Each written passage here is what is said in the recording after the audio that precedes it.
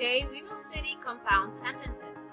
As everyone knows, compound sentence is composed of two or more simple sentences. So if you're good in writing simple sentences, this lesson would be very easy for you. Are you ready to study? Alright, so like I said, compound sentence is composed of two or more simple sentences, and they have to be connected by coordinating conjunctions. So do you know what are coordinating conjunctions? Coordinating conjunctions are conjunctions that are used to connect words, phrases, and similar sentences. So do you have any idea what are those? Are you sure about that? Okay, so for you to actually easily remember it, you just have to memorize this word. Fanboys. Did you hear?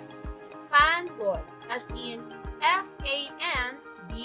Fanboys. Okay?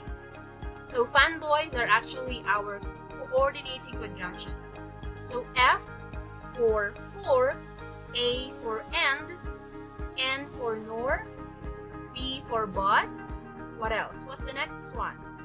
O for or, Y for yet, and S for so. So it's easy, isn't it? Okay, so can you say the coordinating conjunctions again? Fanboys, F, A, N, B, O, Y, S. Alright, very good. So now, for us to make a compound sentence, I want you to give two simple sentences. Okay, can you give me?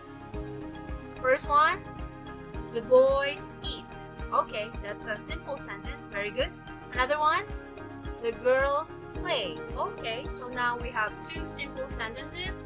First one, the boys eat, and then the girls play. Okay,